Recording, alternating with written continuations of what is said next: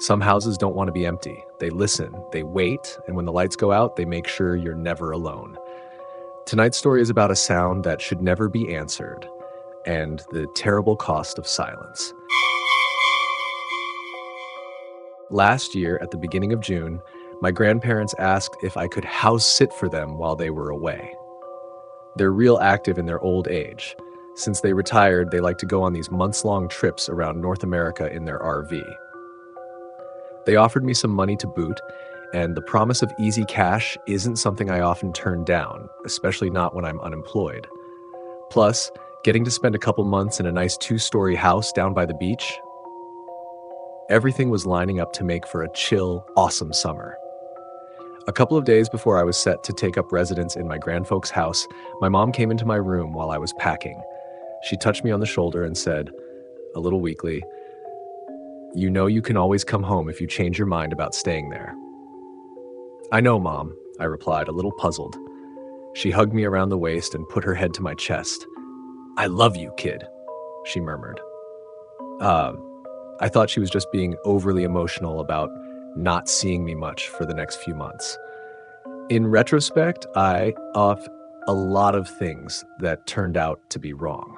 By the time I got to my grandparents' house, they had already started out on their trek around the country.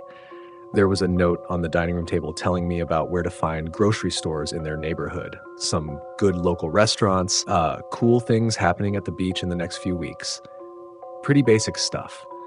There was just one weird sentence at the very end. If you see anything that looks amiss, it's probably that way for a reason. I would never have thought to connect those words to what they ended up pertaining to, but at the time, the strangeness of the phrasing didn't even register with me at all. I was just upset that they forgot to leave their Wi-Fi password. Then I remembered that they still used DSL and that I'd have to plug my laptop into a cable to be able to connect to the internet. What is it about even the hippest grandparents being just behind the times enough to always leave at least one inconvenience when you go visit them? The first night at their place was pretty chill. I watched some TV and strolled around the neighborhood. It's one of those part beach, part forest kind of places, like someone stapled Brighton Beach into the middle of Montana. It was past dark when I got back, and I figured I might go to bed early and try to do some more exploring in the morning. I'm not usually a nature calls kind of guy, but when in Rome. After I locked up and turned out all the lights on the first floor, I went up the stairs to do the same for the second floor, when I noticed something peculiar. My grandparents had left the light on in the guest room. Easy enough mistake to make, I figured. Who doesn't forget to turn the light out in a room every so often? I flicked it off and went to sleep in their bed across the hall. I was willing to push the idea of sleeping somewhere that had hosted grandparent sex out of my head in order to take advantage of their comfy queen size. A digression, but an important one. Me and my mom never slept over at our grandparents' house when I was young. Well, that's not entirely true. The rare nights that we would sleep over, we would sleep in their RV, me in the bed and her on the couch. I didn't think much of it at the time, since getting to sleep in a big car is something any little boy would find perfectly agreeable. The novelty wore off as I got older, though, and when I turned 13, I asked my mom if we could maybe just sleep in the guest room the next time we went to visit Grandma and Grandpa. Maybe. Sure, I remember her muttering. I hadn't visited my grandparents since. Sometimes they would come to see us for important events like birthdays and graduation and stuff like that, but I hadn't slept over on their grounds for nearly a decade before I took this house-sitting job. Now, as I said, the first night was perfectly chill. You could even extend that statement to account for the first week. I took in the beauty of nature, vegged out watching YouTube clips on their mediocre DSL connection, even met a couple of girls down on the beach. I didn't expect them to call me, but sometimes just the fun of flirting can make up for the lack of results, at least for me. The grandfolks had a big collection of old Flash comics from the 50s and 60s in their guest room, so sometimes I'd end the night by reading a stack of them, shutting the light out and going to bed. Again, a perfectly normal, unremarkable first week. Then I heard the whistling. I was up in my grandparents' bedroom cruising the internet at around 2:30 in the morning. That's where their internet connection is based. I think I was reading a cracked article about funny video game glitches when I heard a very soft but very distinct high-pitched noise for about 3 seconds. I don't think I even turned my head when I heard it, thinking it must have been some goofy night bird. But then an hour later, it started again. It was too tuneful, too specifically melodic to have come from a bird, and it must have lasted for at least a solid, uninterrupted minute. I thought maybe a ad was playing on my laptop, but I checked the speakers, and they were turned off. Right as I started to rise out of my chair, the whistling faded out, almost like an inappropriate laugh does.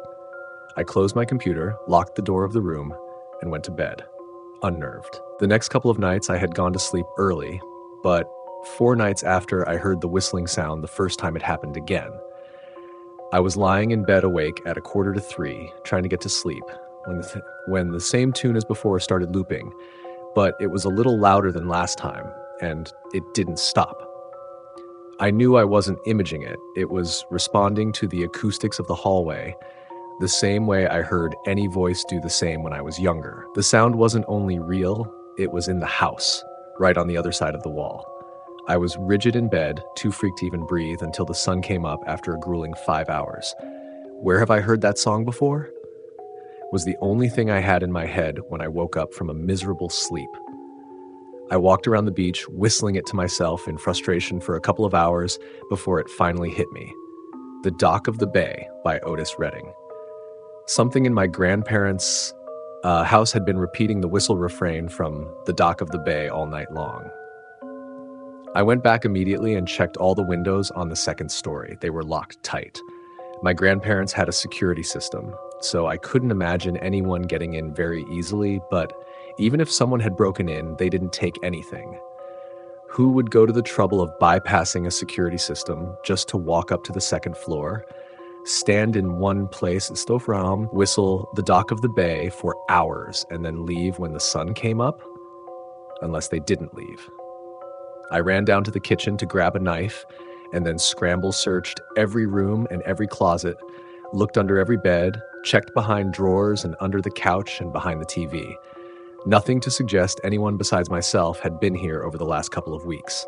Nothing except the whistling. That night, I mustered my courage and decided to try something, an experiment. I stayed on the internet until around 3 a.m. Sure as shooting, I started to hear the whistling again, and just like last night, it was the same song and louder than it was the previous night, now almost to the volume of a full, normal voice. After the refrain was repeated a couple of times, I matched the whistle. As soon as the first half of the riff ended, the high part, I whistled as clearly as I could manage the second half, the low part. After I matched the whistle, there was silence for a moment. Then the whistling came back, but it was not The Dock of the Bay, and it was not quiet. It started out at an even pitch, very low, lower than I thought it was possible to whistle. Then slowly the pitch rose over the course of a couple of minutes, higher and higher and higher until it turned into a piercing shriek. It was not an even tone now. It was stop and start, almost like someone was belting it out between short, sharp breaths, and it was ear-splittingly high. Worse still, the noise got slightly louder and slightly quieter over the course of the night, in rapid intervals, which led me to believe that whatever was doing this was running up and down the hallway, passing in front of my room every few seconds. But I never heard footsteps, and I never saw a shadow under the door. This furious, oscillating scream lasted for hours and hours. I sat in the far corner of the room, clutching my knife and covering my ears, keeping my eyes clamped shut. Right as I was considering killing myself just so the noise would stop tormenting me, the sun began its ascent over the beach and the siren noise faded away. I slept for 3 useless, nightmare-riddled hours. I knew my mom had lived in this house until she was old enough to leave home, and as far as I knew, my grandparents had lived here most of their lives. They had to have known about this nightmare, this haunting. How had they been able to tolerate it? And if they knew they had some horrible paranormal entity residing on their grounds, why had my grandparents kept asking us to come back over and over again throughout the years? These were the questions I asked myself all day.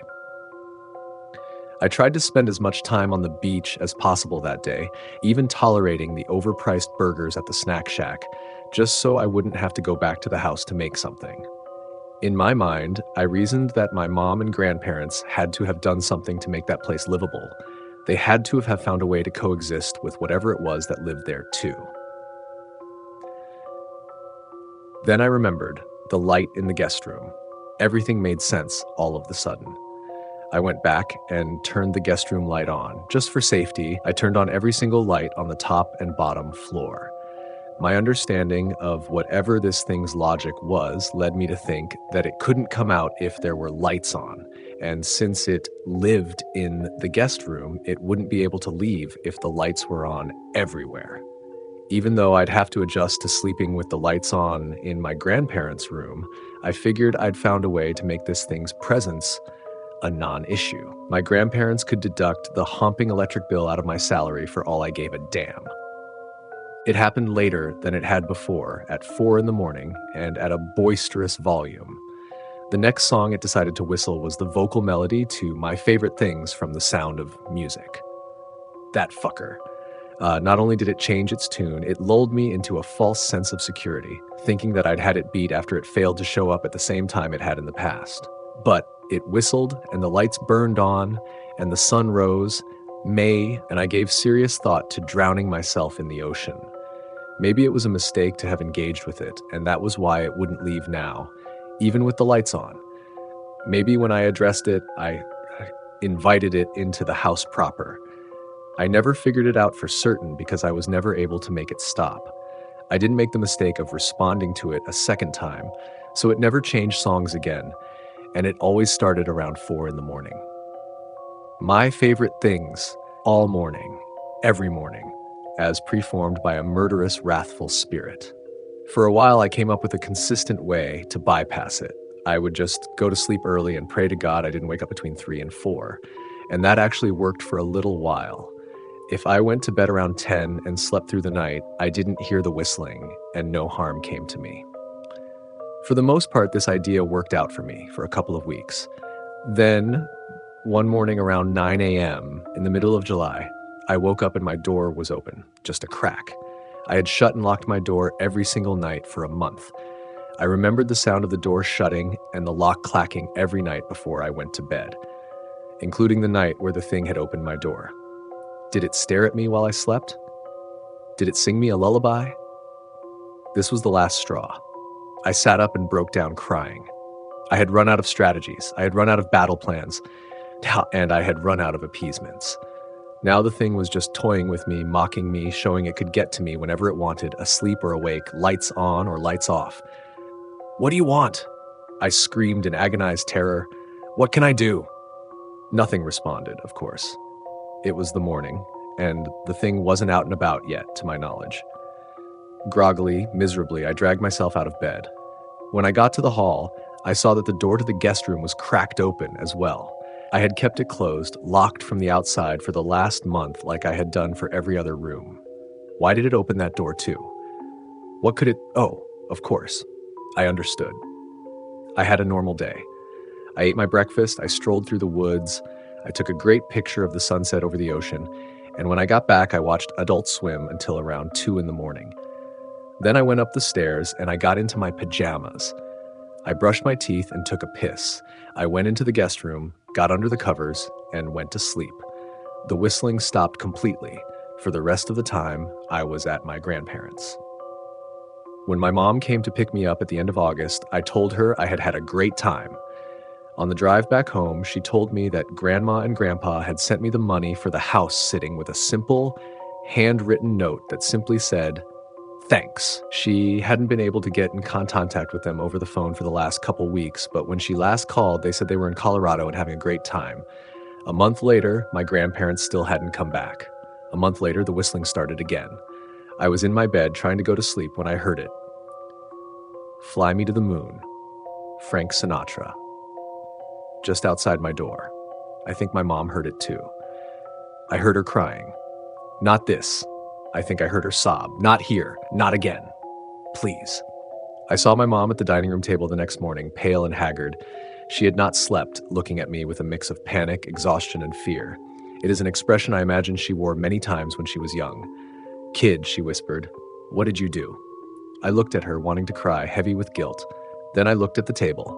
My money was on it, next to the envelope, and next to the envelope was my grandparents' note. "Thanks." "Oh, no. Kid." I suddenly understood why they had invited us to sleep over so many times all those years ago. "Thanks." Why they always tried to make the guest room look so clean and nice for us. Why they always assured us it was the most comfortable bed in the house. Thanks. And why I was so very sure that they would never come home from their RV trip for as long as they lived. What did you do? If this story sent chills down your spine, don't forget to like, subscribe, and turn on notifications for more true style horror every week. And remember, if you ever hear something whistling in the dark, don't answer it.